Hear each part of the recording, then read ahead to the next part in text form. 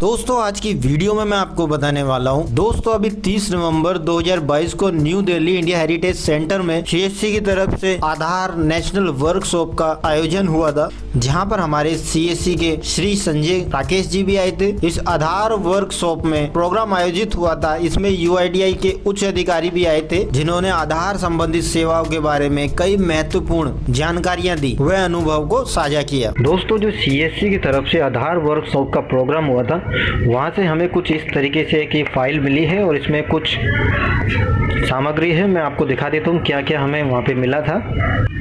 ये एक पेन है जिसमें सीएससी का लोगो बना हुआ है, जिस पे लिखा हुआ है CSC e governance service. Pen अच्छी क्वालिटी का पेन है और साथ ही इसमें एक आईडी कार्ड होल्डर भी है। तो आप देख सकते हैं कितना शानदार आईडी कार्ड होल्डर हमको दिया गया था, जिसकी क्वालिटी भी बहुत अच्छी है। और साथ ही इसमें एक कैप भी थी जिस पे सीएससी का लोगो बना हुआ था।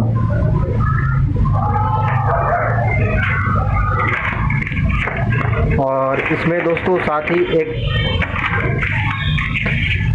ट्रैवल एक्सपेंस के लिए ये फॉर्म दिया गया था। जिस आधार वर्कशॉप का जो प्रोग्राम हुआ था बहुत ही अच्छा प्रोग्राम था, जिसके तारीफ में शब्द भी शायद कम पड़ जाएं। और साथ ही इसमें एक ये डायरी दी गई है। इसके सारे पेज तो वैसे ब्लैंक है।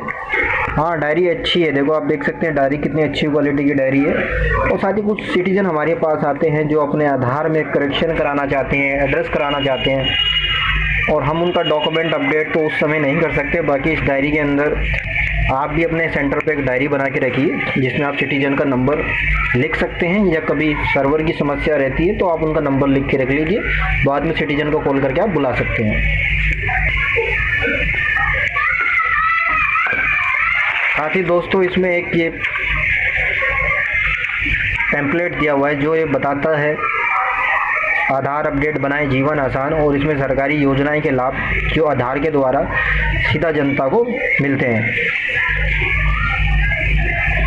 अभी क्या है, आधार ऑथेंटिकेशन का चलन बढ़ता जा रहा है और क्या क्या सरकारी योजनाएं हैं जो डायरेक्ट जनता को आधार के माध्यम से पाना आसान हुआ है। और साथ ही ये तो अभी न्यू दिल्ली में प्रोग्राम हुआ था, मीटिंग के दौरान ये भी बताया गया था ऐसे ही इनको स्टेट लेवल पर भी किया जाए, और जहाँ पर जो सीएससी वैली अच्छा कार्य करते हैं उनको अवार्ड से भी सम्मानित किया गया था। दोस्तों अभी क्या होता है, जैसे कोई रेसिडेंस आपके पास आता है या कोई महिला जिनकी शादी होती है वो अपने ससुराल जाती है, तो इतनी जल्दी उनके पास अन्य दस्तावेज उपलब्ध नहीं हो पाते और वह महिला अपने आधार में एड्रेस चेंज कराना चाहती है। मैरिज सर्टिफिकेट और हर लोगों के पास उपलब्ध नहीं हो सकता, तो ऐसे में क्या करते हैं हम, यूआईडीआई स्टैंडर्ड का एक फॉर्मेट सर्टिफिकेट होता है, मैं आपको दिखा देता हूँ ये वाला। अभी क्या है, ये मैनुअली हमको फिलअप करना पड़ता है। अब जैसे कि आप यहाँ पे डेट भरना भूल गए, या आपने यहाँ पे चेक रेसिडेंस को कराना क्या है नया या अपडेट, इस पे चेक करना भूल गए, या जाने अनजाने में रेसिडेंस ने सिग्नेचर नहीं किया। हालांकि ऑपरेटर कभी नहीं चाहेगा कि उसकी आईडी को ब्लैकलिस्ट किया जाए। जो अभी 30 तारीख को आधार वर्कशॉप का प्रोग्राम हुआ था, वहां पर इस बात को भी बताया गया कि अभी जो हम मैनुअली हाथ से फिलअप कर रहे हैं सर्टिफिकेट को, इस सर्टिफिकेट को ई साइन डिजिटली रूप से वेरीफाई किया जाएगा। ई साइन के थ्रू इसको भी ऑनलाइन माध्यम से आगे बनाया जाएगा। हालांकि प्रोग्राम तो सुबह 10 से अराउंड शाम 5 बजे तक हुआ था। बताने को तो बहुत सारी बातें हैं, लेकिन वीडियो बहुत लंबा हो जाएगा, इसलिए मैं आपको कुछ इंपॉर्टेंट पॉइंट बता रहा हूँ। जैसे कि वहाँ पे ये भी बताया गया था, जो एएसके आधार सेवा केंद्र रन करते हैं, चाहे वो सीएससी वैली हो या अन्य आधार ऑपरेटर है, ऐसे में क्या आता है, हेड ऑफ फैमिली के बिहाफ पे यदि कोई व्यक्ति आपके पास आता है बच्चे का एनरोलमेंट कराने के लिए, तो आपको ऐसा नहीं है कि माता पिता जो बच्चे का आधार कार्ड बनवाना चाहते हैं, तो जिसके बिहाफ पे बच्चे का आधार कार्ड बन रहा है, तो आपको उनके आधार को भी वेरीफाई करना है। सिटीजन ने आपको पुराना आधार कार्ड दे दिया पुराने एड्रेस का, और जो सर्वर पे डाटा है वो तो मैच नहीं किया, तो ऐसे में रिजेक्ट हो जाएगा। तो वहां पे बताया गया था यूआईडीआई का एक अपना ऐप है। यूआईडीआई के पोर्टल पे आप किसी के आधार को वेरीफाई करते हैं तो आधार वेरीफाई करने का ऑप्शन बंद हो गया है, वहां से अब वेरीफाई नहीं हो पा रहा है। तो यूआईडीआई के कुछ उच्च अधिकारियों ने यह बताया कि यूआईडीआई का अपना एक ऐप है, उसका लिंक मैं आपको डिस्क्रिप्शन में भी दे दूंगा। सिर्फ उस ऐप को डाउनलोड करना है और आपने स्कैन करना है, सारा डाटा आपके सामने आ जाएगा। रेसिडेंस की फोटो जो करंट में सर्वर पे अपडेटेड है वो फोटो भी आ जाएगी और पूरा रेसिडेंस का एड्रेस भी आ जाएगा। तो पहले आप, ये भी बेस्ट ऑप्शन हो सकता है आपके लिए, पहले आप उस ऐप को डाउनलोड कीजिए, स्कैन कीजिए, कोई आपके रेसिडेंस आपके पास आता है अपने बच्चे का आधार कार्ड बनवाने के लिए, तो आप उसका भी वेरीफाई कीजिए। डिटेल मिसमैच नहीं होनी चाहिए ना। अब आप ऑपरेटर हैं, आपकी बड़ी जिम्मेदारी है। कई केसेस ऐसे भी होते हैं, कोई सिटीजन आपके पास आया, फोटोशॉप वाला या एडिटेड टेल वाला डॉक्यूमेंट आपके पास लेके आ जाता है, आपको उसको पहले वेरीफाई कर लेना है, क्या ये ओरिजिनल डॉक्यूमेंट है, क्या जो इस डॉक्यूमेंट में दी गई डिटेल है ये सर्वर के साथ मैच है या नहीं है। नेशनल वर्कशॉप का जब प्रोग्राम हुआ था 30 नवंबर को, वहां पर डॉक्यूमेंट अपडेट को लेकर एक इम्पोर्टेंट बात कही गई है। जो भी वीएलई या ऑपरेटर जो सीएससी से ऑपरेटर है या दूसरी कंपनी से ऑपरेटर है, तो वह इस बात को नोट कर ले, अभी जो आप डॉक्यूमेंट अपडेट का कार्य कर रहे हैं या कुछ लोग कर भी रहे होंगे, आपको ऐसे में क्या करना है, जब कोई रेसिडेंस आपके पास आते हैं और जिनका लगभग 10 साल पुराना आधार बना हुआ है और उन्होंने अपने आधार में कोई भी डिटेल को अपडेट नहीं कराया है, वो सोचते हैं चलो भाई मैं तो इसी पते पे रह रहा हूँ पिछले 10 साल से, जब मैंने पता ही चेंज नहीं किया है, मैंने आधार में कुछ करेक्शन कराने की आवश्यकता ही नहीं है, मेरे तो सब कुछ ठीक है। ऐसे में क्या है,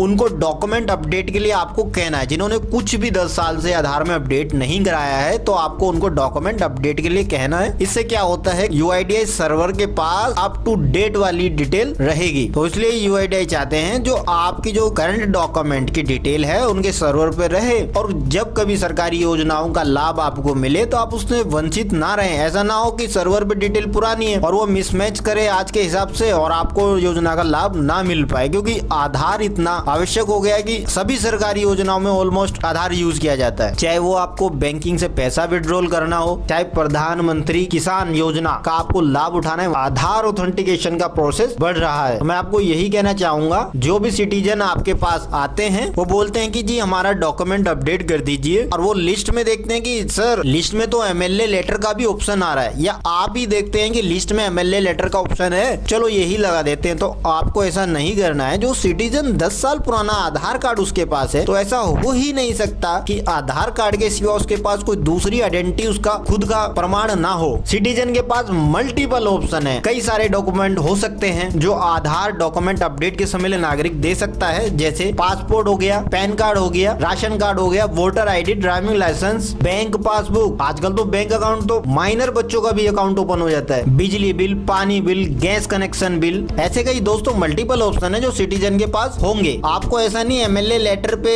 अपडेट कर देना है। कोई सिटीजन बोले आपको प्रेशराइज करे, भैया जब लिस्ट में नाम है तो आप अपडेट क्यों नहीं कर रहे हैं। 30 तारीख को जो आधार की नेशनल वर्कशॉप का प्रोग्राम हुआ था, मैं भी वहीं था, तो वहाँ पे साफ साफ मना किया गया है। और अभी मैं ये बोलना चाहता हूँ, there are 2 things I would like to flag. पहला क्या होता है कि एक डॉक्यूमेंट अपडेट प्रोजेक्ट में आप किसी प्रकार की स्टैंडर्ड सर्टिफिकेट मत लीजिए। Standard certificate is not accepted for document update project. दोस्तों वैसे बताने को तो बहुत सारी बातें हैं, लेकिन कुछ इंपॉर्टेंट पॉइंट जो मेरे को लगता है आपके लिए बेनिफिट हो सकते हैं, वह मैंने आपके साथ डिस्कस किए हैं। मीटिंग में यह भी बताया गया, यदि कोई व्यक्ति आपको फोन करता है, बोलता है कि मैं सीएससी आधार टीम से बात कर रहा हूँ या यहाँ से बात कर रहा हूँ, आप मुझे अपना एनीडेक्स दीजिए, आपके सॉफ्टवेयर को मेरे को अपग्रेड करना है या कुछ फीचर्स आपके सॉफ्टवेयर में ऐड करने हैं, तो आपको किसी भी व्यक्ति को जो अननोन पर्सन है, जो अनऑथराइज है, तो ऐसे किसी व्यक्ति को एनीडेक्स पे आपको अपने सिस्टम को नहीं देना है, ताकि आपके आधार के सॉफ्टवेयर में किसी भी प्रकार की छेड़छाड़ ना की जाए। और वहाँ पे यह भी बताया गया कि जो वर्क आपको करना है ओड आवर में नहीं करना है। जैसे जो हमारा निर्धारित समय है सीएससी यूसीएल में कार्य करने का, सुबह 9:30 बजे से शाम 6 बजे तक, और आप एक सीएससी ऑपरेटर, आपका खुद का सेंटर है, अगर कभी आपके सेंटर पे ज्यादा भीड़ रहती है, किसी कारण 6 बज जाते हैं, उससे थोड़ा समय अधिक हो जाता है 6 साढ़े 6, तो वहाँ पे बताया गया था आप उससे ओवर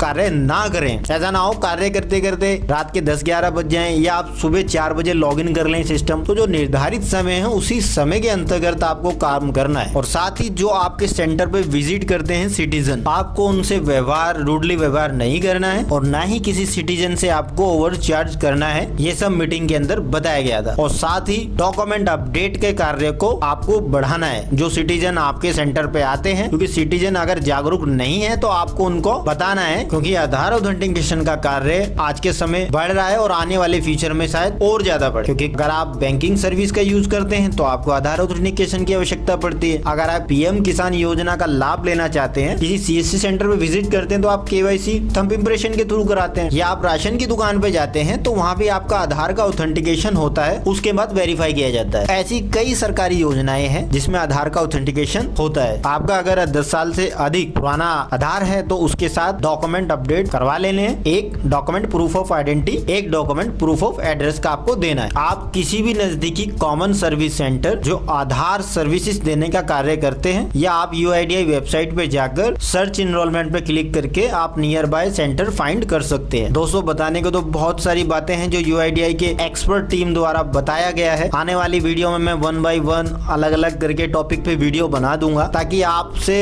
जो गलतियां होती हैं, जैसे DOE 1 DOE 2 जाने अनजाने में कोई भी VLE नहीं चाहता कि उनसे गलतियां हो, कोई भी आधार ऑपरेटर नहीं चाहेगा। इन टॉपिक के ऊपर मैं अलग से वीडियो बना दूंगा ताकि आपको हेल्प मिल सके। मैं आशा करता हूं दोस्तों मेरे द्वारा दी गई जानकारी आपको सही लगी होगी। अगर अभी भी आपके मन में कोई सवाल है तो आप हमें कमेंट बॉक्स में पूछ सकते हैं। और बस आज की वीडियो में इतना ही। धन्यवाद।